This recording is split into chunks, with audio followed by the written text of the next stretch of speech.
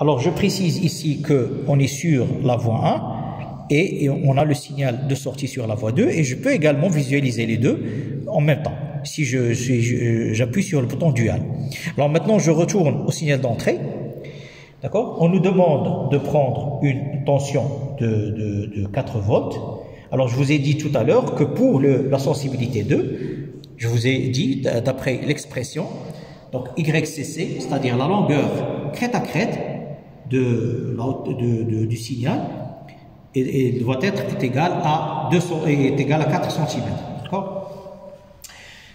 Alors, on va donc pour ajuster. D'abord, on va agir sur le générateur de fréquence. On va prendre pour la première valeur, on va prendre une tension, une fréquence de 600 Hz. Alors comment je fais? J'appuie sur 6, 0, 0 Hz. D'accord? Alors je vous montre ici comment je choisis une tension sinusoïdale. Donc j'ai un bouton Wave ici qui me permet de sélectionner si je veux une tension sinusoïdale ou rectangulaire ou triangulaire. Nous avons choisi une tension sinusoïdale. D'accord? Alors ici j'ai un bouton ample, c'est-à-dire amplitude, qui va agir sur cette hauteur-là pour la ramener à 4 cm. Donc, c'est ce que je vais faire. Alors, je rappelle ici que ces sensibilités-là que j'ai mis sur 2, je peux la mettre indifféremment sur n'importe quelle valeur, puisqu'il n'influe pas sur la valeur de la tension. C'est juste un calibre. D'accord? Donc, nous avons, pour raison de commodité, nous avons choisi la valeur 2. Alors, donc je vais baisser l'amplitude et la ramener. Bon, j'agis sur le bouton position pour essayer d'équilibrer, centrer le signal. Donc ici, j'ai 4 cm, crête à crête. Donc, j'ai 4 cm YCC, donc YM égale à 2 cm que je multiplie par le calibre, la sensibilité qui est égale à 2 volts par centimètre. Donc j'ai finalement la tension de 4 volts. D'accord? Très bien.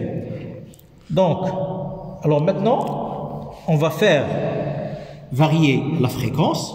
On va commencer d'abord par faire les mesures pour 600 Hz. Alors on va mesurer la tension de sortie. Alors l'amplitude de la tension de sortie. Alors la tension de sortie se trouve sur la voie 2. Donc je mets ici CH2. Donc ça c'est la tension de sortie. Je ne vais pas la changer. C'est pas nous qui doivent contrôler la tension de sortie. Là nous contrôlons la tension d'entrée et le résultat c'est ce qui est ici. D'accord? Alors on va mesurer. On a dit pour tirer l'impédance, on a besoin de mesurer URM et URM me permettra de déterminer le courant IM. Alors, donc je place ici sur une ligne la tension et je mesure la longueur crête à crête de cette tension-là. Je trouve que c'est à peu près. Alors, en faisant les choses d'une manière un peu plus précise. Donc je trouve que ça va.